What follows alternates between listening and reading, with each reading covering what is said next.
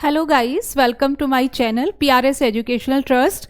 आज हम बात करेंगे डिप्लोमा सेकेंड ईयर के सब्जेक्ट फार्माकोथेरेप्यूटिक्स की, जिसका कोड है ER2024T। और आज हम डिस्कस करने जा रहे हैं चैप्टर 1। ये फार्माकोथेरेप्यूटिक्स जो कोर्स है वो नए सिलेबस में इंक्लूड किया गया है डिप्लोमा सेकेंड ईयर की, जो कि पुराने सिलेबस में नहीं था। और इसको इंक्लूड करने का मेन एम ये है, उद्देश्य ये है कि आप फार्माकोलॉजी पढ़ते हैं तो वो फार्माकोलॉजी जो आप सेकेंड ईयर में पढ़ते हैं उसके आगे एप्लीकेशंस क्या हैं, कहाँ पे उस फार्माकोलॉजी के प्रिंसिपल्स को आप यूज़ कर सकते हैं, उसके बारे में जो स्टडी है वो हम फार्माकोथेरेप्यूटिक्स में करते हैं। तो सबसे पहले हम बात करते हैं कि फार्माकोथेरेप्यूटिक्स है क्या। फार्माकोलॉजी में हम पढ़ते हैं कि ड्रग्स क्या है, ड्रग्स को यूज़ कैसे करते हैं, किस डिजीज़ के लिए हम कौन सी ड्रग को यूज़ कर सकते हैं, ठीक है। और फार्माकोथेरेप्यूटिक्स में उसी की डिटेल स्टडी है कि हम कहाँ कहाँ पे ड्रग्स को यूज़ कर सकते हैं। Study of use of drugs,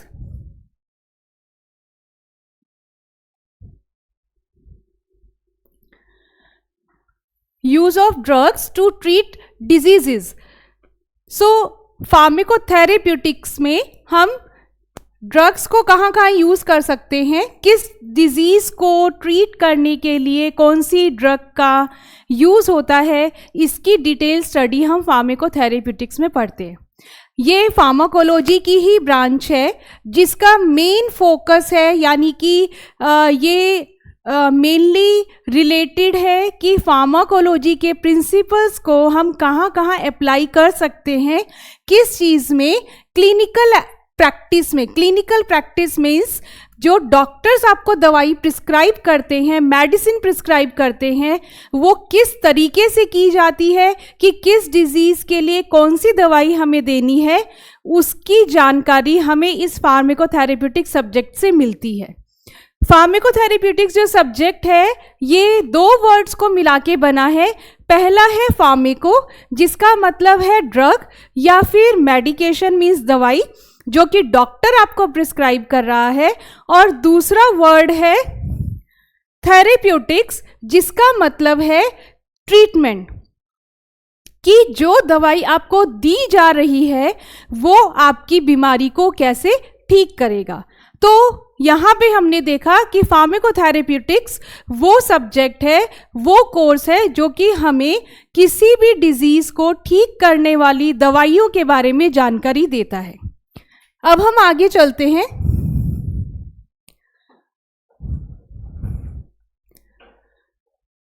फार्माकोथेरेप्यूटिक्स की मेनली दो ब्रांचेस हैं, या हम कहें फार्माकोथेरेप्यूटिक्स की दो शाखाएं हैं। एक है फार्माकोकाइनेटिक्स और दूसरा है फार्माकोडायनेमिक्स, ठीक है। जब भी हम कोई दवाई खाते हैं तो वो दवाई हमारी बॉडी में जाती है और उसके साथ दो क्रियाएं होती है। एक वो जो हमारी बॉडी उस दवाई के साथ करती है, यानी कि जब आप कोई दवाई खाते हैं तो वो पहले एब्जॉर्ब होती है, उसके बाद वो डिस्ट्रीब्यूट होती है। एब्जॉर्ब होने का मतलब ये है कि मान लीजिए आपके बॉडी में कहीं पेन है, ठीक है, तो दवाई आप ज़्यादातर मुंह के द्वारा ही खाते हैं, क्योंकि जो ओरल रूट है वो सबसे ज़्यादा सीधा जरिया है जिसके द्वारा हम दवाई को खा सकते हैं, ठीक है। तो जब हम दवाई को खाते हैं तो वो पेट में जाती है, क्योंकि आपने ह्यूमन एनाटॉमी एंड फिजियोलॉजी में पढ़ा होगा कि आपका जो गैस्ट्रोइंटेस्टाइनल सिस्टम है वो पूरा डाइजेशन और मेटाबॉलिज्म से रिलेटेड है, ठीक है। तो जब हम दवाई खाते हैं वो पेट में जाती है, पेट में जाने के बाद वहाँ से वो आपके ब्लड में यानी कि खून में एब्जॉर्ब होती है। तो ब्लड GIT से, यानी कि आपके जो पाचन तंत्र है उससे ब्लड में जाने की प्रक्रिया को हम एब्जॉर्प्शन कहते हैं। तो सबसे पहले दवाई एब्जॉर्ब होती है, उसके बाद वो डिस्ट्रीब्यूट होती है। यहाँ डिस्ट्रीब्यूट होने का मतलब ये है कि जो दवाई है वो अपने टारगेट टिश्यू पे जाके, अब टारगेट टिश्यू क्या हुआ? टारगेट टिश्यू है जहां पर उस दवाई को बांधने वाले रिसेप्टर प्रेजेंट है। ठीक है, आप फार्माकोलॉजी भी पढ़ रहे हैं सेकेंड ईयर में ही, जिसमें कि ये पूरे प्रिंसिपल्स दिए हुए हैं कि ड्रग बॉडी में जाके क्या काम करती है और बॉडी ड्रग के साथ क्या काम करती है। ठीक है, तो जैसे ही दवाई ब्लड में आई, उसके बाद उसको अपने बॉडी के उस जगह पे जाना है जहाँ पे उसे असर दिखाना है। ठीक है, तो जहाँ, जैसे मैंने आपको बताया कि अगर हमारी बॉडी में कहीं पेन है तो हम वो दवाई खाएंगे जिससे कि बॉडी का पेन दूर हो। ठीक है, तो ये जो दवाई एब्जॉर्ब हुई है ये वहाँ जाके काम करेगी जहाँ पे पेन रिसेप्टर्स प्रेजेंट है। ठीक है, रिसेप्टर्स वो एंजाइम्स होते हैं या फिर वो एरिया है जहाँ पर जाके दवाई आपकी जुड़ती है, और जब तक अपने पर्टिकुलर रिसेप्टर का मतलब है कि जहाँ पे आपको पेन हो रहा है वहाँ पे आपके पेन रिसेप्टर प्रेजेंट है, और जब तक ये दवाई जाके उन पेन रिसेप्टर से नहीं जुड़ेगी तब तक उसका असर नहीं आएगा। ठीक है, तो ब्लड सबसे ज़्यादा अच्छा और मेजर पार्ट है बॉडी का जो कि ट्रांसपोर्टेशन का काम करता है। ट्रांसपोर्टेशन का मतलब क्या है कि एक जगह से दूसरी जगह चीज़ों को लेके जाने का काम करता है। ठीक है, इसीलिए ड्रग पहले आपके पाचन तंत्र से ब्लड में आ रही है और वहाँ से वो डिस्ट्रीब्यूट होके उस जगह पे जाएगी जहाँ पे उसे अपना असर दिखाना है। ठीक है, अब जो आप दवाई खा रहे हैं ये एक्टिव स्टेट में होती है। ठीक है, इसीलिए हम ड्रग को एपीआई भी बोलते हैं। एपीआई का मतलब है एक्टिव फार्मास्यूटिकल इंग्रेडिएंट, यानी कि आपका वो पार्ट जो कि बॉडी में जाने के बाद कुछ असर दिखाएगा। ठीक है, तो जब वो अपने पर्टिकुलर रिसेप्टर से बाइंड होगी ड्रग तो वो उसका असर आएगा। ठीक है, असर आने का मतलब है कि जैसे मैंने आपको यहाँ पे पेन का एग्जाम्पल दिया कि हमें कहीं शरीर में दर्द है तो हम वही दवाई खाएंगे जो कि दर्द के ऊपर काम करेगी। ठीक है, तो ये दवाई ब्लड से डिस्ट्रीब्यूट होगी उस जगह शरीर में जहाँ पे आपको दर्द है, वहाँ पे आपके रिसेप्टर्स प्रेजेंट है, उस रिसेप्टर्स के साथ जाके आपके ड्रग के मॉलिक्यूल जुड़ते हैं, जिसके बाद दवाई का असर आता है और आपका पेन यानी आपका दर्द कम हो जाता है।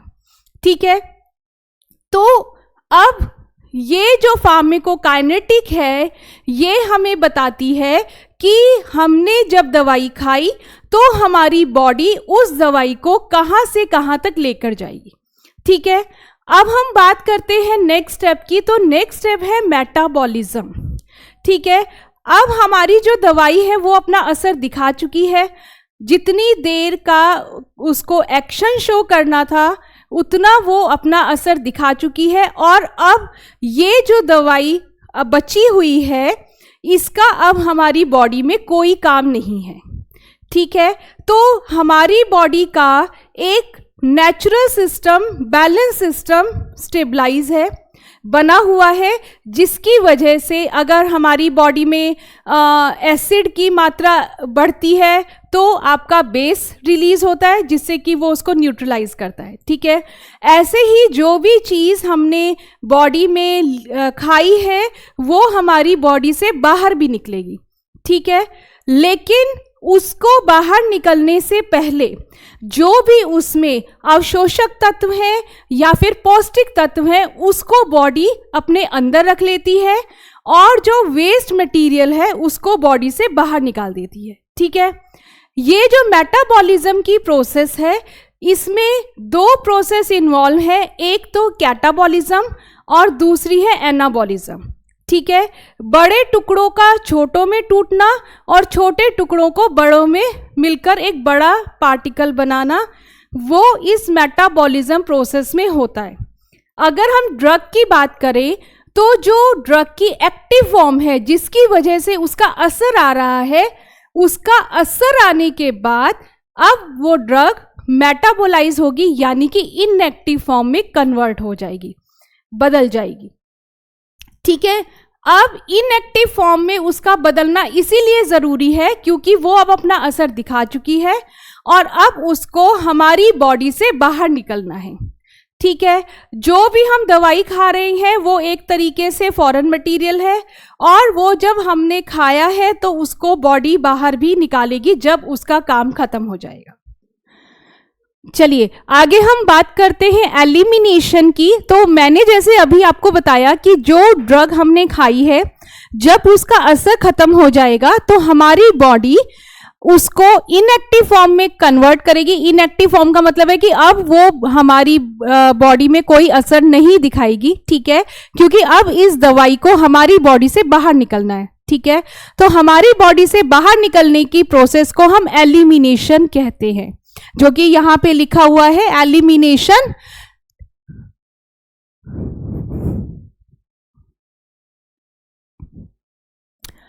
Elimination of drug. ठीक है, तो फार्माकोकाइनेटिक में 4 प्रोसेसेस होती हैं। पहला एब्जॉर्प्शन, दूसरा डिस्ट्रीब्यूशन, जिसको डिस्ट्रीब्यूट हम लिख रहे हैं, मेटाबॉलिज्म एंड एलिमिनेशन। ठीक है, ये जो ब्रांच है हमारा जानना बहुत ज़्यादा ज़रूरी है क्योंकि इसी फार्माकोकाइनेटिक से हमें पता चलता है कि हमारी बॉडी में ड्रग कहाँ से कहाँ जा रही है। ठीक है, और जो हम डोजेस फॉर्म, अब डोजेस फॉर्म क्या होता है, जो आपका मेडिसिन, जो आप दवाई आप खा रहे हो वो डोजेस फॉर्म है। ठीक है, जो आपकी डोजेस फॉर्म है अब हमें हर एक पेशेंट के अकॉर्डिंग उसको कैसे एडजस्ट करना है। ठीक है, हम लोगों की सबकी फिजियोलॉजी अलग है एक दूसरे से, तो इसी वजह से हम एक ही दवाई हर एक तरह के पेशेंट को नहीं दे सकते। ठीक है, उसी को हम बोलते हैं इंडिविजुअलाइज्ड पेशेंट कैरेक्टरिस्टिक्स की। हर एक पेशेंट की अलग कैरेक्टरिस्टिक्स है और उसी के अकॉर्डिंग उसको दवाई देनी चाहिए। तो अगर हमें फार्माकोकाइनेटिक के बारे में पता होगा तो हमें ये पता होगा कि कैसे ड्रग एब्जॉर्ब हो रही है, कहाँ वो जाके डिस्ट्रीब्यूट हो रही है, अपने रिसेप्टर से कहाँ बाइंड हो रही है, फिर उसका मेटाबॉलिज्म कैसे हो रहा है और फिर वो कैसे बॉडी से बाहर निकल रही है। ठीक है, चलिए अब हम आगे चलते हैं। नेक्स्ट जो दूसरी मेन ब्रांच है वो है फार्माकोडायनेमिक्स। अब हमने ये तो पता कर लिया कि हमारी बॉडी, हमने जो दवाई खाई है उसके साथ क्या काम कर रही है।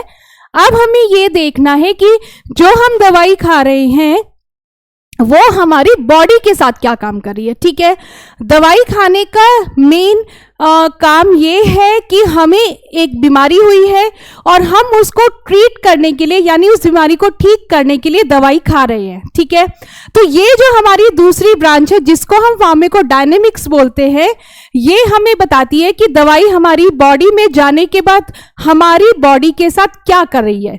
तो दवाई हमारी बॉडी में जाने के बाद वहां पे एक एक्शन शो कर रही है। ठीक है, जिस हमें ये बता रहा है mechanism of action of drugs. ठीक है, कि जो दवाई हमने खाई है वो किस मैकेनिज्म से अपना एक्शन शो करेगी। अब उसका एक्शन शो करने का मतलब क्या हुआ कि हमें जो बीमारी है वो बीमारी कैसे ठीक हो रही है। ठीक है, तो जो मैंने आपको फार्माकोकाइनेटिक्स में बताया कि डिस्ट्रीब्यूट होने के बाद दवाई अपने रिसेप्टर के साथ बाइंड होगी, तो उसकी पूरी जानकारी हमें इस फार्माकोडायनेमिक में मिलती है कि वो किस मैकेनिज्म से अपने रिसेप्टर के साथ बाइंड होगी और अपना क्या दिखाएगी, प्रोड्यूस इट्स थेरेप्यूटिक इफेक्ट, अपना थेरेप्यूटिक इफेक्ट दिखाएगी। थेरेप्यूटिक इफेक्ट का मतलब है थेरेपी से बना है थेरेप्यूटिक। ठीक है, थेरेपी यानी किसी भी बीमारी को ट्रीट करना,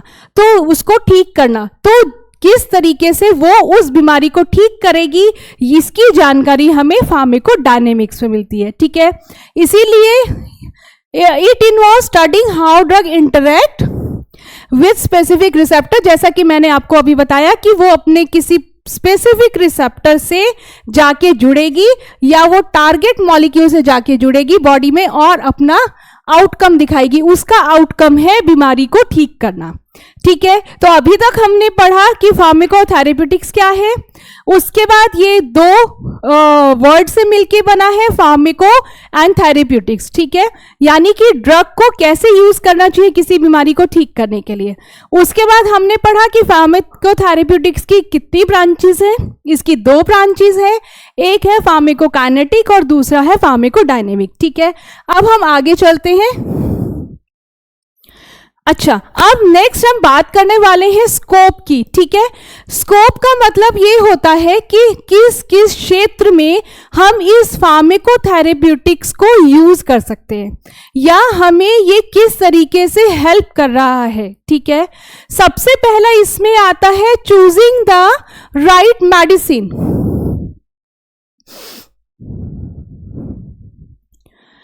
चूजिंग द राइट मेडिसिन। ठीक है, चूजिंग द राइट मेडिसिन का मतलब है कि अगर आपको पेट में दर्द है या आपको सिर में दर्द है, ठीक है, तो आप कोई पेन किलर ही खाओगे, यानी कि उस दर्द को कम करने की दवाई ही खाओगे।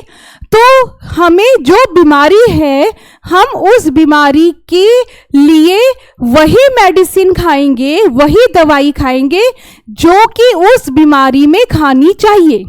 ठीक है, तो हमें पता होना चाहिए कि ये हमें बीमारी है और हमें इसी के लिए दवाई को चूज करना है। वही दवाई हम चूज करेंगे या सेलेक्ट करेंगे या चुनेंगे जो कि उस बीमारी को ठीक कर रहा है। ठीक है, तो अगर हमारे पास जानकारी होगी कि ड्रग्स कैसे काम कर रही हैं, हमें पता होगा कि कौन सी ड्रग किस बीमारी के लिए यूज की जाती है, तभी हम किसी पर्टिकुलर दवाई को या सही दवाई को चुन पाएंगे, जिसकी जानकारी हमें फार्माकोथेरेप्यूटिक्स देता है। ठीक है, अब नेक्स्ट दूसरा फैक्टर है सेटिंग द डोज। ठीक है, हम अगर बात करें तो हमारी जनरेशन में बच्चे भी हैं, बूढ़े भी हैं, महिलाएं भी हैं और पुरुष भी हैं। ठीक है, हर एक का अपना एक बॉडी मास इंडेक्स है, हर एक का अपना पर्टिकुलर वेट है, सबकी फिजियोलॉजी एनाटॉमी एक दूसरे से अलग है। ठीक है, तो ऐसा नहीं हो सकता कि जो दवाई हम पुरुषों में दे रहे हैं, एडल्ट्स में दे रहे हैं, वही हम बच्चों को दे दें। ठीक है, या वही सेम डोज उतनी ही मात्रा में उस दवाई को हम किसी बूढ़े आदमी को दे दें।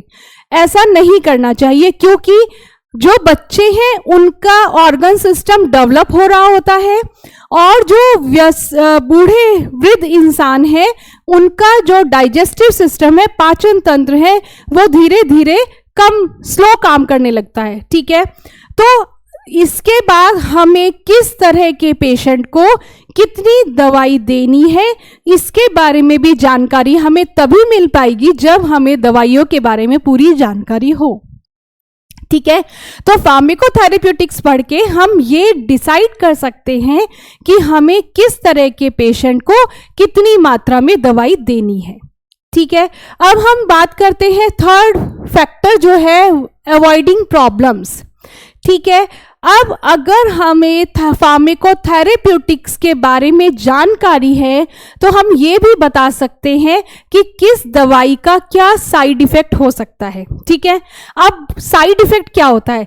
एक तो आपकी दवाई का मेन इफेक्ट है। ठीक है, मेन इफेक्ट उसका क्या है कि जिस बीमारी के लिए हम उस दवाई को खा रहे हैं वो बीमारी उस दवाई को खाने से ठीक हो, वो उस दवाई का मेन इफेक्ट हुआ। अब क्योंकि वो बॉडी में जा रही है और आपके ब्लड में वो सर्कुलेट कर रही है, ब्लड में वो बह रही है, तो जो ब्लड आपका सिर से पांव तक बह रहा है, जहां जहां वो ब्लड जाएगा वहां वहां वो ड्रग जाएगी। ठीक है, अब जहां पे उसके रिसेप्टर प्रेजेंट थे वहां वो अपना मेन इफेक्ट दिखाएगी, लेकिन जहां उसका रिसेप्टर प्रेजेंट नहीं है वहां पे वो अपने दूसरे इफेक्ट दिखाएगी, जिसको हम साइड इफेक्ट बोलते हैं। ठीक है, तो अगर हमें ड्रग की जानकारी होगी, उसको कैसे यूज करना है ये हमें पता होगा, तो हम उस तरह की मतलब ड्रग्स को चूज कर सकते हैं, डोज चूज कर सकते हैं, जिसकी वजह से साइड इफेक्ट कम आए। दूसरा एक और चीज है इंटरैक्शन, जो कि यहाँ पे लिखा हुआ है इंटरैक्शंस विद अदर मेडिकेशंस। ठीक है, कई बार क्या होता है कि आप एक से ज्यादा बीमारी से ग्रस्त होते हैं और जिसकी वजह से आपको एक से ज्यादा दवाइयों का सेवन करना पड़ता है, ठीक है। अब ऐसा जरूरी नहीं है कि जो दवाइयां आप एक साथ ले रहे हैं वो एक दूसरे के साथ कोई इंटरेक्शन ना करे या फिर रिएक्ट ना करे, ठीक है।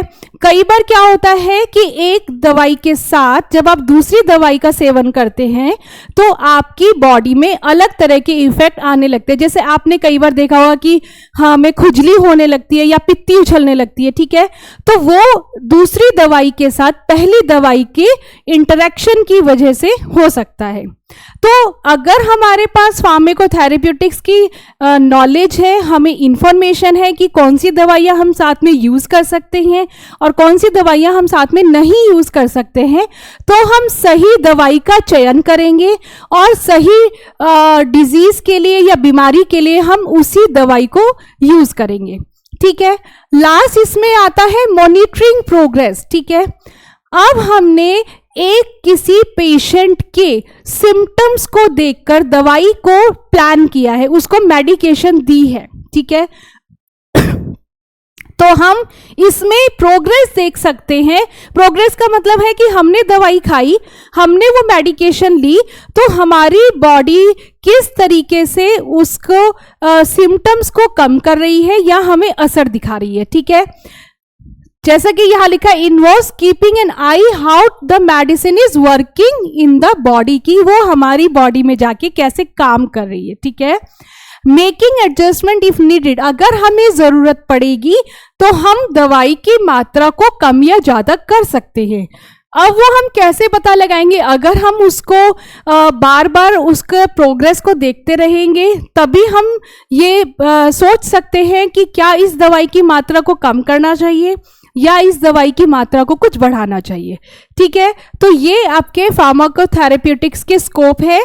Choosing the right medicine, setting the dose, avoiding problem and monitoring progress, ठीक है। चलिए अब हम बात करते हैं ऑब्जेक्टिव्स।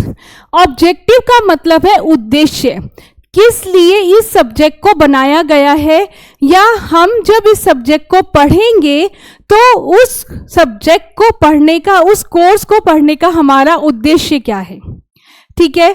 देखिए पहला है इसमें इफेक्टिव ट्रीटमेंट, ठीक है। इफेक्टिव ट्रीटमेंट का मतलब कि जो भी हम दवाई खा रहे हैं वो हम पेशेंट को कुछ इफेक्ट शो कर भी रही है, नहीं कर रही है। अगर आपने किसी एक बीमारी के लिए जो दवाई को चुना है वो दवाई गलत दवाई है तो आपकी वो बीमारी ठीक होगी नहीं, ठीक है, क्योंकि यहाँ पे आपका चयन गलत है। तो यहाँ पे हम ये क्या कह रहे हैं कि इसका लक्ष्य ही क्या है कि आपको ये श्योर कर लेना है, आपको ये पक्का कर लेना है कि आपने जो मेडिकेशन ली है वो अपना काम कर रही है और पेशेंट को बेटर फील करवा रही है। और वो किसी पेशेंट को बेटर फील तभी करवाएगी जब आपने सही दवाई का चयन किया है किसी बीमारी के लिए, ठीक है। इसीलिए हमने पिछले वाली स्लाइड में ये डिस्कस किया कि किस बीमारी के अकॉर्डिंग दवाई का चयन सही होना चाहिए, सही बीमारी के लिए सही दवाई का ही चयन होना चाहिए। दूसरा है सेफ्टी, ठीक है। सेफ्टी का मतलब क्या है कि जो भी हम दवाई यूज कर रहे हैं वो हार्म नहीं करना चाहिए, यानी कि उसका अनवांटेड इफेक्ट नहीं आना चाहिए। तो जो हमने पिछले स्लाइड में डिस्कस किया कि आप उसकी डोज सेट आउट करें और जो उसके साथ प्रॉब्लम्स हैं वो कम हो, इसी के ऊपर ये बेस्ड है कि सेफ्टी, जो भी दवाई आप खा रहे हैं वो कोई भी ऐसा असर ना दिखाए जो कि हमें नहीं चाहिए, ठीक है। तीसरा है इंडिविजुअलाइज्ड केयर। जैसा कि मैंने आपको बताया कि हर एक पेशेंट की एनाटॉमी फिजियोलॉजी एक दूसरे से अलग होती है, इसी तरीके से उनकी जो रिक्वायरमेंट है वो भी अलग होती है, ठीक है। जो बीमारी है उसी के अकॉर्डिंग पेशेंट का ट्रीटमेंट होना चाहिए, उसको दवाई मिलनी चाहिए। तो हर एक पेशेंट की जो सिम्टम्स हैं यानी कि जो भी बीमारी के लक्षण उसमें आ रहे हैं वो एक दूसरे से अलग होते हैं, इसीलिए उनकी जो मेडिकेशन है, उनकी जो थेरेपी है वो भी उसी के लक्षणों को देखकर डिजाइंड होनी चाहिए। फार्माकोथेरेप्यूटिक्स को कोर्स में डालने का एक उद्देश्य ये भी है कि हम एक पेशेंट के सिम्टम्स के अकॉर्डिंग ही उस पर्टिकुलर पेशेंट के लिए दवाई को प्लान करें। ठीक है, अब नेक्स्ट फैक्टर पे बात करते हैं पेशेंट एजुकेशन। तो ये जो फार्माकोथेरेप्यूटिक्स है इसका एक उद्देश्य ये भी है कि आप पेशेंट को नॉलेज दें, उसको बताएं कि कौन सी मेडिसिन कैसे खानी है और किस समय पर खानी है। ठीक है, जैसे कि हम कुछ भी बनाते हैं तो हम किसी को गाइड करते हैं कि हाँ इसमें ये इंग्रेडिएंट अब आप इस ऑर्डर में ऐड करिए, उसके बाद ये ऐड करिए। उसी तरीके से ये पेशेंट को इंफॉर्मेशन भी देती है कि आपको कैसे दवाई को खाना है। लास्ट इसमें है ऑप्टिमाइजिंग थेरेपी। ऑप्टिमाइजेशन का मतलब होता है कि वो कम से कम मात्रा, जिससे कि हम जो असर चाहते हैं वो असर हमें मिल जाए। ठीक है, तो इसमें वही कह रहा है कि आप जैसे इस सब्जेक्ट को पढ़ेंगे आपको पता लगता जाएगा कि हाँ अगर एक बीमारी के लिए ये मेडिसिन है तो इसके अलावा और कौन सी मेडिसिन हो सकती है जो कि पहले वाली दवाई को रिप्लेस कर सके। ठीक है, देखिए, continuously fine tune the treatment plan to get the best result like adjusting the cooking time for a perfect meal. ठीक है, तो हमें इसको स्टडी करते करते ये सोचते रहना है कि हमें किसी पेशेंट के लिए हम अपने थेरेपी को कैसे डिजाइन करना है ताकि हम बेस्ट रिजल्ट्स, बेस्ट ट्रीटमेंट दे सके पर्टिकुलर पेशेंट को। ठीक है, तो क्योंकि हर एक पेशेंट की अलग अलग सिम्टम्स हैं तो उस पेशेंट के सिम्टम्स को ध्यान रख के ही उसकी दवाई का चयन होना चाहिए। ठीक है, तो किसी भी पेशेंट को एक अच्छा ट्रीटमेंट मिले, सेफ ड्रग्स मिले, उसकी केयर उसके सिम्टम्स के अकॉर्डिंग उसकी थेरेपी डिजाइन आउट होके उसको केयर मिले, हम उसे एजुकेट कर पाएं कि तुमको मेडिकेशन इस तरीके से लेनी है और हम उसकी थेरेपी को ऐसे डिजाइन आउट कर सके, ऐसे बना सके कि जिससे इफेक्टिवनेस ज़्यादा हो और साइड इफेक्ट कम हो। यही ऑब्जेक्टिव्स है फार्माकोथेरेप्यूटिक सब्जेक्ट के। चलिए अब नेक्स्ट पे चलते हैं। हाँ, नेक्स्ट है हमारा रेशनल यूज ऑफ ड्रग। ठीक है, रेशनल का मतलब होता है एप्रोप्रिएट। एप्रोप्रिएट का मतलब है कि हमें दवाई का वैसे ही यूज करना चाहिए जैसे कि जिस बीमारी के लिए जो दवाई बनी है उस दवाई का ही उस बीमारी में यूज करना चाहिए।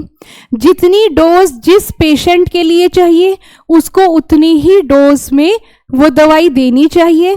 इफेक्टिवनेस ज़्यादा से ज़्यादा हो दवाई की और उसका साइड इफ़ेक्ट्स कम से कम हो। और सबसे बड़ी बात कि हम अगर बात करें तो सबसे पहला एक फैक्टर जो मेन काम करता है वो है कॉस्ट इफेक्टिवनेस। यानी कि अगर कोई पेशेंट ऐसा है जो कि इकोनॉमिकल साउंड नहीं है, यानी कि वो इतने पैसे नहीं अर्न करता है, लेकिन अगर वो बीमार है तो उसको भी प्रॉपर मेडिकेशन यानी कि दवाइयाँ मिलनी चाहिए, प्रॉपर इलाज उसका हो, इस तरीके से भी दवाइयों को प्लान करना चाहिए। ठीक है, चलिए देखिए, इसमें सबसे पहला आपका आ रहा है एप्रोप्रिएट। ठीक है, एप्रोप्रिएट का मतलब वही है जो हम अभी तक डिस्कस करते आए हैं कि हमारी जो मेडिसिन है उसका यूज, ठीक है, एप्रोप्रिएट होना चाहिए, यानी कि right medicine to treat a disease. ठीक है, कि जो बीमारी है उसी के अकॉर्डिंग आपकी दवाई का चयन होना चाहिए। आपकी जो दवाई है वो सेफ होनी चाहिए, ठीक है, उसकी करेक्ट डोज होनी चाहिए। अगर कोई बच्चा है तो बच्चे की उम्र के अकॉर्डिंग उसकी डोज होनी चाहिए, दवाई की मात्रा होनी चाहिए। ठीक है, अगर कोई वयस्क है तो उसके अकॉर्डिंग ही उसकी दवाई की मात्रा को चुना जाए। तीसरा उसी के साथ है कि करेक्ट ड्यूरेशन। अब करेक्ट ड्यूरेशन का मतलब है कि अगर डॉक्टर आपको ये कहता है कि आपको एक डोज के बाद अगली डोज 6 घंटे के बाद लेनी है, तो पेशेंट उसको हमें बताना है कि आपको 6 घंटे के बाद ही दूसरी डोज लेनी है। ठीक है, और सेफ्टी के लिए हम ये भी कहेंगे कि हमें ऐसी दवाई को चुनना है जिससे कि साइड इफेक्ट कम से कम हो। ठीक है, कोई सीरियस साइड इफेक्ट्स नहीं होना चाहिए जो दवाई आप खा रहे हैं।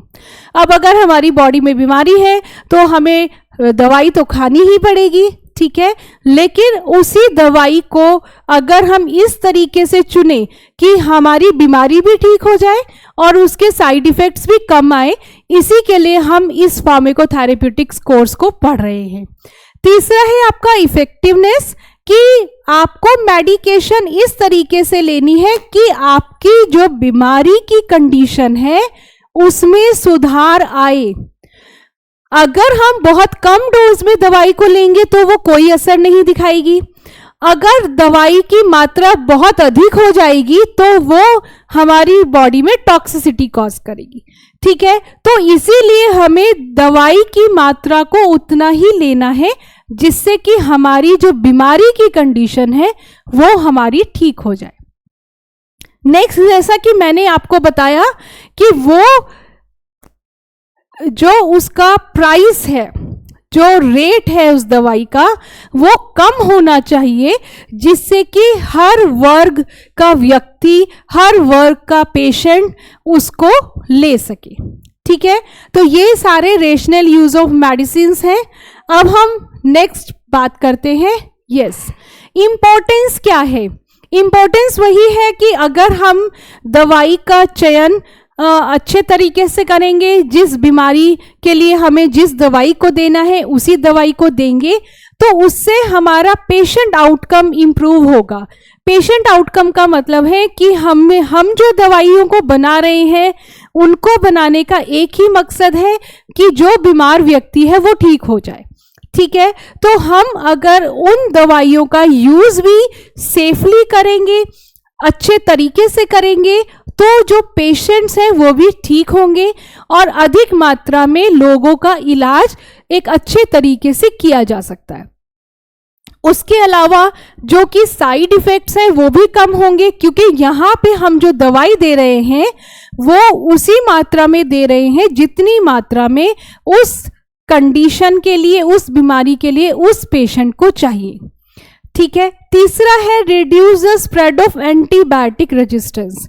अब कुछ बीमारियां ऐसी होती हैं जहां पे हम सिंपल ड्रग्स को लेके या जिनसे हमें खांसी जुकाम ठीक हो रहा है उस तरह की दवाइयों को लेके हमारा वो जो बीमारी है ठीक नहीं होती है। ठीक है, तो उसके लिए हमें एंटीबायोटिक्स को लेना पड़ता है। तो अगर हमें प्रॉपर यूज ऑफ मेडिसिन पता होगा, अगर हमें पता होगा कि हमें दवाइयों को कैसे यूज करना है, किन दवाइयों को हम साथ में ले सकते हैं या किन दवाइयों को हमें अलग से लेना है, तो उनकी वजह से जो बॉडी में रेजिस्टेंस आता है, ठीक है, यानी कि आपकी बॉडी उन्हीं दवाइयों के अगेंस्ट काम करने लग जाती है और उन दवाइयों का असर होना कम हो जाता है, उसको हम बोलेंगे रेजिस्टेंस। तो वो जो रेजिस्टेंस आने लग जाता है वो भी हम कम कर सकते हैं जब हम दवाइयों के बारे में पूरी जानकारी रखें।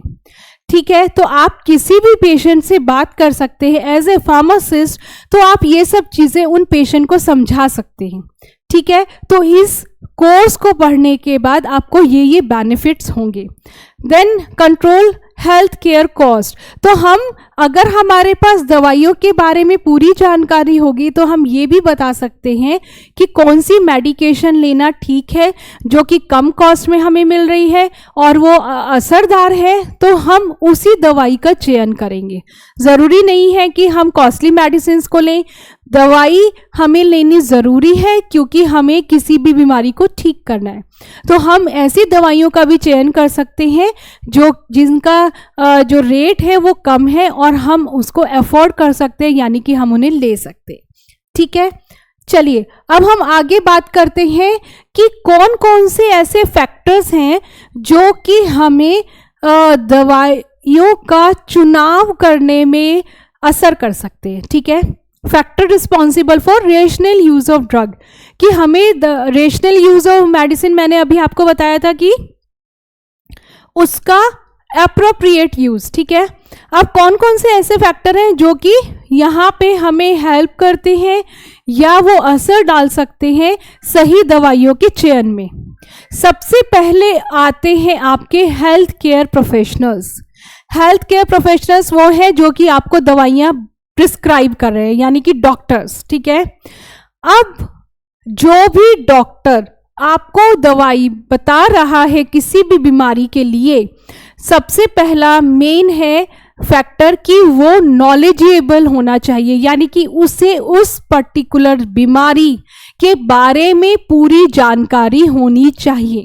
ठीक है, और उसको evidence based prescription practice, evidence based का मतलब क्या है, तथ्यों पे आधारित उसको मेडिकेशन देनी चाहिए, यानी कि उसको उस बीमारी के बारे में पूरी जानकारी होनी चाहिए और उस बीमारी के बारे में पढ़ के उसको दवाई को प्रिस्क्राइब करना चाहिए।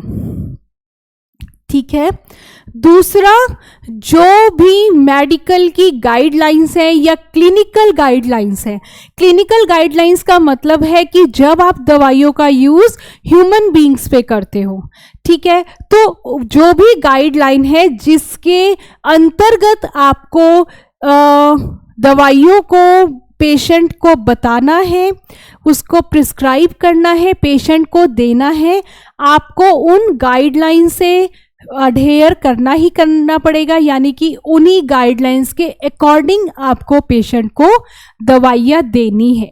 ठीक है, दूसरा फैक्टर है पेशेंट फैक्टर। पेशेंट फैक्टर क्या है, अब जैसे जो हेल्थ केयर प्रोफेशनल है, आपका डॉक्टर है, उसने तो आपको दवाई दे दी, ठीक है, लेकिन अगर आप दवाई को खाओगे ही नहीं तो वो असर कैसे दिखाएगी। ठीक है, तो इसीलिए जो दवाई दे रहा है वो भी एक फैक्टर है जो कि अफेक्ट कर सकता है। दूसरा फैक्टर पेशेंट खुद है जिसको कि दवाई दी गई है, तो जो भी दवाई उसको डॉक्टर दे रहा है उसको वो मेडिकेशन लेनी है, तभी हम कहेंगे कि वो उस मेडिसिन और डॉक्टर की कही दी हुई जानकारी के साथ जुड़ रहा है, वो उसकी बात को मान रहा है। ठीक है, तो जो भी डॉक्टर आपको दवाई दे रहा है उसको आपको खाना है। दूसरा, आपको ये पता होना चाहिए कि उस दवाई के क्या साइड इफेक्ट्स हैं और आपको उस दवाई को कैसे यूज करना है। ठीक है, वही हम यहाँ पे बता रहे हैं कि आपका जो पेशेंट है उसको दवाई को patient understanding medication use and potential side effects, उसको पता होना चाहिए कि जो दवाई मैं खा रहा हूँ वो किस बीमारी के लिए मुझे दी गई है, उसको कैसे मुझे खाना है और उसके क्या साइड इफेक्ट्स हो सकते हैं। ठीक है, अब चलिए नेक्स्ट फैक्टर पे बात करते हैं। अब पहले क्या होता था कि जो भी मेडिसिन हम लोग खाते थे वो बनाई जाती थी, ठीक है, एक्सटेम्पोरेनियस तरीके से एक लैब में बनाई जाती थी और उसके बाद आपको ये पता होगा पुड़िया में बांध के डॉक्टर्स हमें दे देते थे, प्रिस्क्राइब करते थे।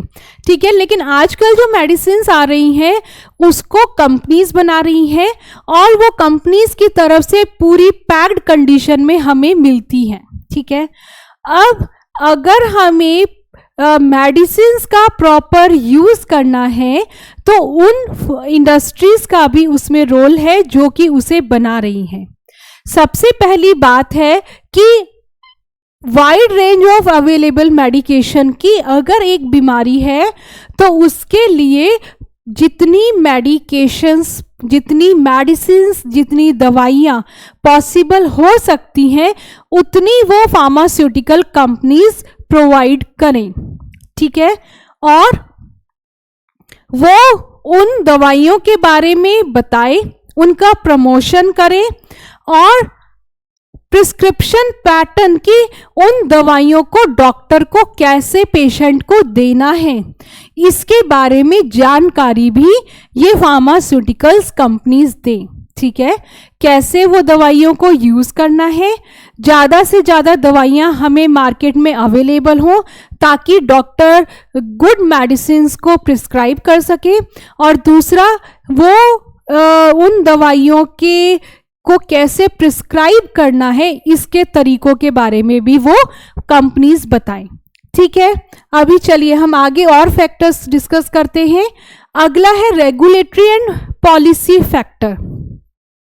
चलिए, जब भी कोई फार्मास्यूटिकल इंडस्ट्री है वो कोई दवाई बनाती है, ठीक है, तो ऐसा नहीं है कि हमने दवाई बनाई और हमें कहीं से अप्रूवल नहीं लेना है उन दवाइयों को और हम सीधा मार्केट में सेल कर सकते हैं।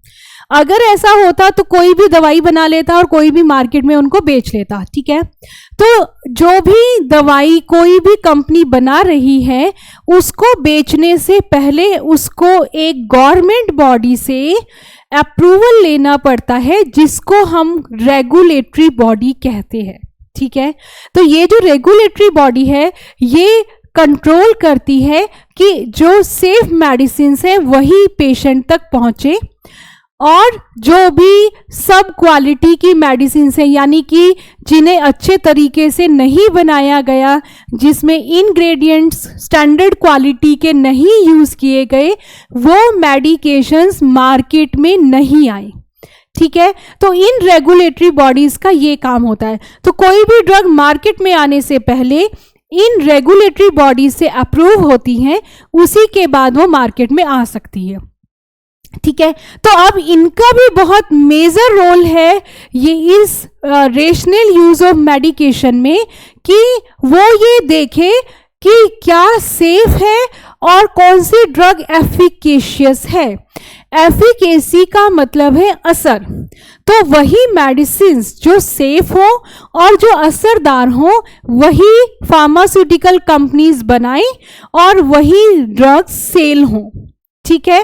तो इसके लिए हेल्थ केयर पॉलिसीज बनाई गई हैं जो कि नेशनल लेवल पे एस्टैब्लिश्ड है, बनी हुई है, और एक रीजनल लेवल पे भी गाइडलाइंस को बनाया गया है कि उस क्षेत्र में जो भी फार्मास्यूटिकल कंपनीज हैं जो कि दवाइयां बना रही हैं वो उन गाइडलाइन को ध्यान में रख के ही दवाइयों को बनाएं, ठीक है।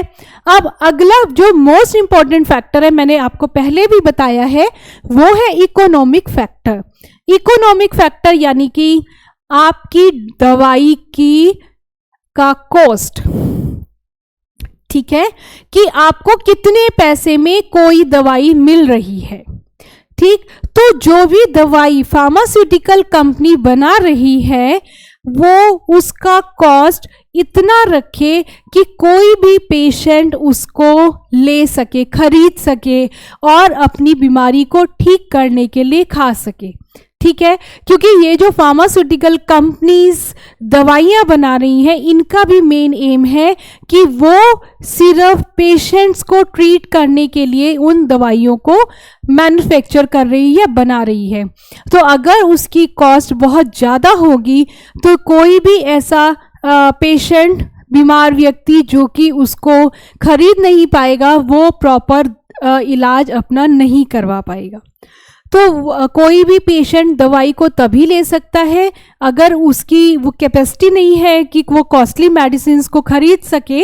अगर दवाई की कॉस्ट कम होगी तो एक गरीब इंसान भी अपना इलाज अच्छे से करवा सकता है, ठीक है। एक हेल्थ इंश्योरेंस जो कि कवर करे और रिम्बर्स करे। अगर कोई हेल्थ इंश्योरेंस पॉलिसी ले रहा है तो वो ज़्यादा से ज़्यादा बीमारियों के इलाज के लिए पैसा पेशेंट को दे या उसकी फैमिली को दे। ठीक है, अब दूसरा देखिए, अगला फैक्टर है patient clinician communication. Patient clinician communication का मतलब है कि आपको जब बीमारी होती है आप डेफिनेटली किसी डॉक्टर के पास जाते हैं, ठीक है, और उस डॉक्टर से बात करते हैं, उस डॉक्टर को बताते हैं कि आपको क्या बीमारी है, ठीक है, जिसके अकॉर्डिंग डॉक्टर आपको मेडिसिन देता है।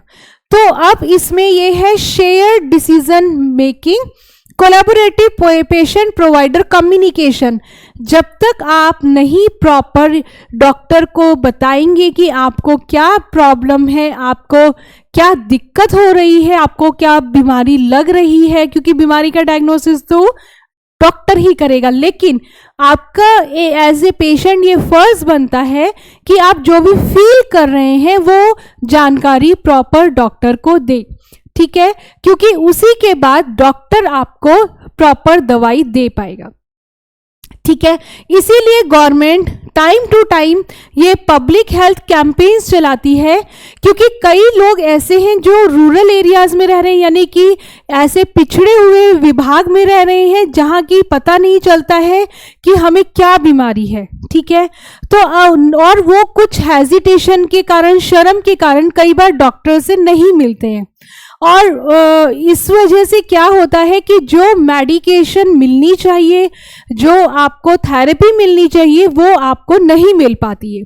तो सबसे पहले तो ये है कि आपको डॉक्टर को क्लियरली बताना है, सही तरीके से बताना है कि आपको प्रॉब्लम क्या है, तभी डॉक्टर आपको सेफ मेडिकेशन या प्रॉपर थेरेपी डिजाइन कर सकता है, आपको बता सकता है। ठीक है, इसीलिए ये पब्लिक हेल्थ कैंपेन्स लगाए जाते हैं ताकि लोगों को पता चल सके कि उनको अपने आप को बीमारियों से बचाने के लिए क्या क्या उपाय करने चाहिए।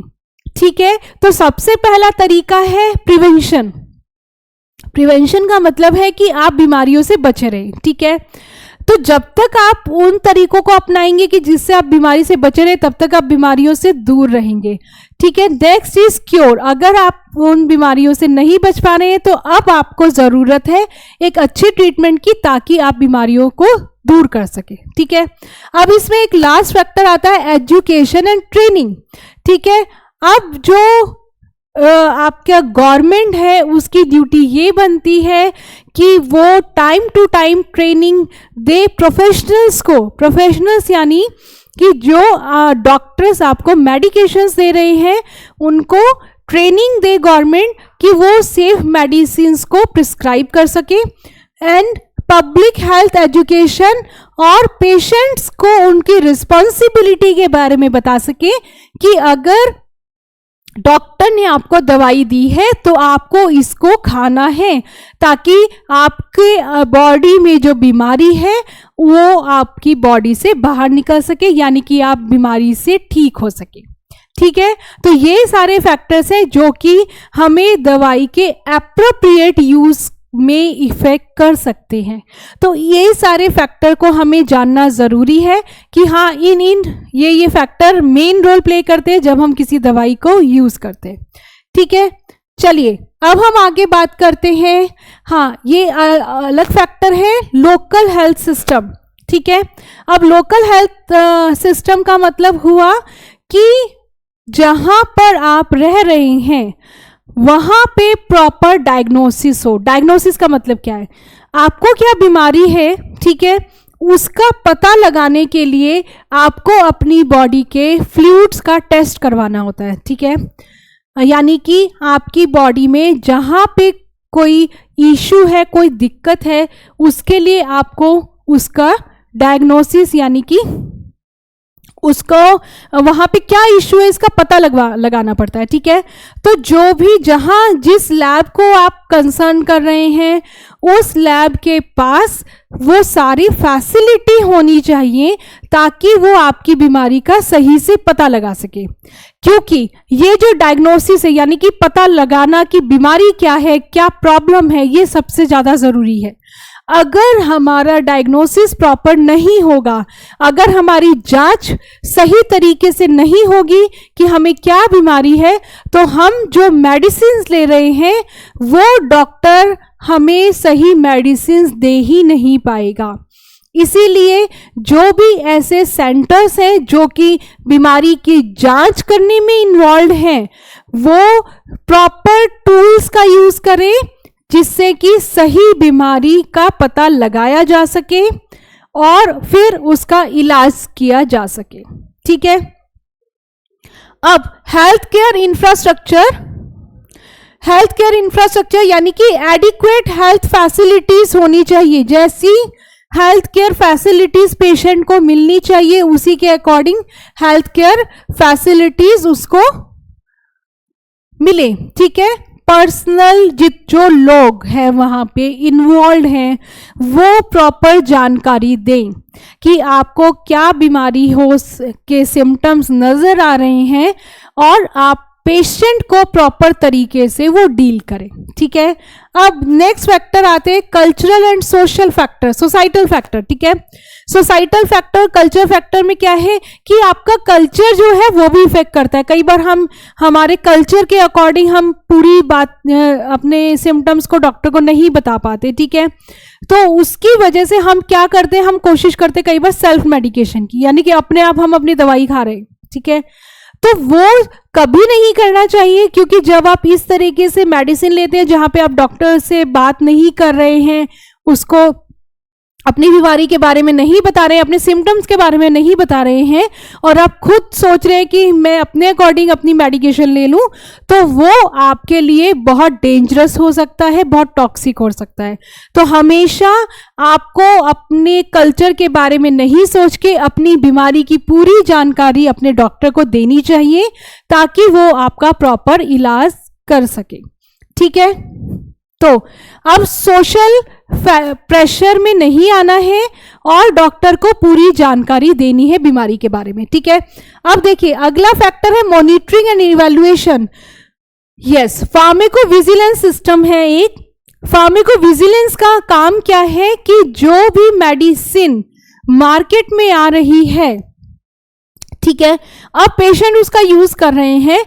अब इस डिवीजन का क्या काम है कि कौन सी एडवर्स ड्रग रिएक्शंस, यानी कि उस मेडिसिन से क्या एडवर्स, क्या उल्टे इफेक्ट आ रहे हैं बॉडी में, उसका पता लगाना, ठीक है। तो अगर कंटिन्यूअस हम किसी को जज कर रहे हैं, मॉनिटरिंग कर रहे हैं, देख रहे हैं कि ये थेरेपी किस तरीके से असर दिखा रही है, तभी हम इस ADR का पता लगा सकते हैं, यानी कि एडवर्स ड्रग रिएक्शंस जो हो रही हैं उसके बारे में जानकारी प्राप्त कर सकते हैं। आपने देखा होगा कई मेडिसिन्स बैन हो गई हैं, तो उसका जो बेस है, उसका जरिया यही है कि फार्माकोविजिलेंस स्टडी से पता चलता है कि इन ड्रग्स के काफ़ी एडवर्स इफेक्ट्स हैं और जो कि फिर हमें फर्दर यूज नहीं करनी चाहिए, ठीक है। अब अगला एक और आता है इसमें clinical audit, regular review of prescribing practices. अब डॉक्टर्स कैसे प्रिस्क्राइब कर रहे हैं पेशेंट्स को दवाइयाँ, उसका रिव्यू करना कि क्या वो सही तरीके से पेशेंट से बात कर रहे हैं और सही बीमारी के लिए क्या वो सही दवाई पेशेंट को दे रहे हैं या नहीं दे रहे हैं, इसका पता लगाना, ठीक है। चलिए अब हम बात करते हैं कि हम इसको कैसे इम्प्रूव कर सकते हैं, कैसे और अच्छे तरीके से मेडिसिन्स प्रोवाइड कर सकते हैं पेशेंट्स को। अभी तक हमने बात की कि कौन कौन से फैक्टर्स हैं जो कि सही तरीके से दवाइयों के यूज पे करने पे इफेक्ट कर सकते हैं। अब हम बात कर रहे हैं कि हम और इस प्रिस्क्राइबिंग को इन जो पेशेंट को हम दवाई दे रहे हैं उसको और कितने प्रॉपर तरीके से हम दे सकते हैं। ठीक है, सबसे पहला है प्रमोट हेल्थ लिटरेसी। ठीक है, प्रमोट हेल्थ लिटरेसी का मतलब है कि लोगों को जानकारी देना कि उनको दवाइयों को कैसे यूज करना है। ठीक है, उसकी जानकारी देना कि आपको दवाइयों को कैसे यूज करना है। दूसरा है enhanced health care provider education. जो भी हेल्थ केयर प्रोवाइडर हैं उनको एजुकेट करना, क्योंकि आजकल आप देख रहे हैं नई नई बीमारियां हमारे सामने आ रही हैं। तो जो भी डॉक्टर्स हैं, जो भी प्रिस्क्राइबर्स हैं, उन्हें पता होना चाहिए, उनकी नॉलेज अपडेटेड रहनी चाहिए कि कौन सी बीमारी डेवलप हो रही है और उसके लिए उनको कैसे पेशेंट्स को मेडिकेशन प्रोवाइड करना है। ठीक है, अगला है develop and follow clinical guidelines. अब ह्यूमन बीइंग्स में दवाइयों को यूज करने के लिए क्या गाइडलाइन दी गई है, वो गाइडलाइन बनानी चाहिए और उनका प्रॉपर यूज करना चाहिए, उनको फॉलो करना चाहिए कि आपको उसी के अकॉर्डिंग ड्रग्स को प्रिस्क्राइब करना है, अपनी मर्जी से ड्रग को प्रिस्क्राइब नहीं करना है। ठीक है, नेक्स्ट है इम्प्लीमेंट डिसीजन सपोर्ट टूल। जो भी आपको डिसीजन लेने में टूल सपोर्ट कर सकते हैं उन टूल्स का यूज करना। Then promote interdisciplinary collaboration. आपको पेशेंट को दवाई देनी है, हो सकता है कि कुछ और एसोसिएटेड फैक्टर्स हो जो कि उसको दवाई देने में वहाँ पे असर डाल रही हो, तो आपके पास एक ये भी जरिया होना चाहिए कि आप बाकी लोगों से जो कि जिनकी एक्सपर्टीज है उस सब्जेक्ट में, आप उनसे बात कर सकें, उनसे कोलैबोरेट कर सकते हैं, यानी कि उनके साथ इंटरेक्ट कर सकते हैं, ज्वाइन कर सके, ताकि एक प्रॉपर थेरेपी पेशेंट के लिए डिजाइन हो सके। नेक्स्ट देखिए है pharmacovigilance and monitoring.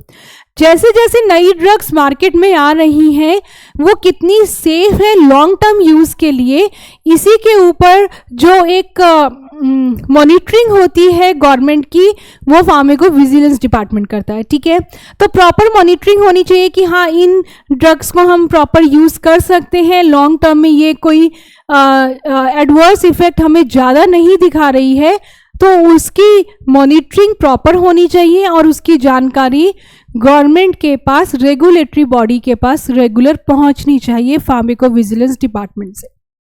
Then patient centred care, क्योंकि हम जो दवाइयाँ बना रहे हैं, जो फार्मास्यूटिकल कंपनीज दवाइयाँ मैन्युफैक्चर कर रही हैं, उनका सबसे पहला काम यही है कि जो पेशेंट को हम दवाई दे रहे हैं उसको ट्रीटमेंट हो, उसको गुड फील हो। ठीक है, तो सारा काम हमारा यही है कि हम पेशेंट की प्रॉपर केयर कर सकें।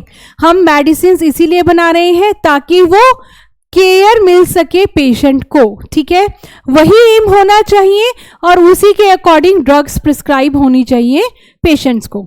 अगला है मेडिकेशन रिकंसाइलेशन, कि हमें जो हम दवाइयाँ दे रहे हैं उसको हमें बार बार रिव्यू करना चाहिए कि क्या हम राइट मेडिसिन दे रहे हैं पेशेंट को, या फिर हमें उसके और प्रॉपर डायग्नोसिस की ज़रूरत है जिससे कि हम और बेहतर थेरेपी पेशेंट को दे सकें। देन मेडिकेशन थेरेपी मैनेजमेंट, कि हम जो दवाइयाँ पेशेंट को दे रहे हैं क्या हम प्रॉपर मेडिसिन दे रहे हैं, हमें किस तरह उस थेरेपी को डिज़ाइन करना है ताकि हम ज़्यादा से ज़्यादा इफेक्टिव मेडिसिन पेशेंट को दे सकें। Public awareness and education, government को time to time public awareness program को ऑर्गेनाइज करना चाहिए ताकि वो लोगों को बता सके कि ये बीमारियां अभी कमिंग उसमें टाइम में प्रिवेल कर सकती है, यानी कि ज़्यादा स्प्रेड हो सकती हैं, तो आपको अपने आप को कैसे इन बीमारियों से बचा के रखना है। ठीक है, नेक्स्ट है इवैल्यूएट एंड इम्प्रूव मेडिकेशन फॉर्मुलरीज। फॉर्मुलरीज में आता है कि हम कौन कौन सी ऐसी ड्रग्स है जिनका यूज कर सकते हैं। ठीक है, तो उसके बारे में उनको इवैल्यूएट करना कि कौन सी नई मेडिसिन है जिनको हमें फॉर्मुलरी में इंक्लूड करना है जो कि इफेक्टिव मेडिसिन है, और कौन सी ऐसी ड्रग्स है जिनको हम एक्सक्लूड कर सकते हैं क्योंकि वो पुरानी दवाइयां हैं और उनकी इफेक्टिवनेस भी कम है। ठीक है, then last is regulatory measures. Regulatory measures यानी कि रेगुलेटरी डिपार्टमेंट को क्या करना चाहिए ताकि वो उन कंपनीज को के ऊपर लुक आफ्टर कर सके, उनके बारे में ये पता लगा सके कि क्या जो मेडिसिन बन रही हैं वो पेशेंट्स के लिए सेफ है या नहीं है। ठीक है, तो इन सब बातों को ध्यान में रख के हम ये कह सकते हैं कि हम प्रॉपर दवाइयों का यूज कर सकते हैं पेशेंट्स को ट्रीट करने के लिए। ओके गाइस, सो रिमेनिंग जो हमारे टॉपिक्स है वो हम नेक्स्ट लेक्चर में कवर करेंगे। ठीक है, till that time like my channel, comment, share and subscribe my channel. Thank you.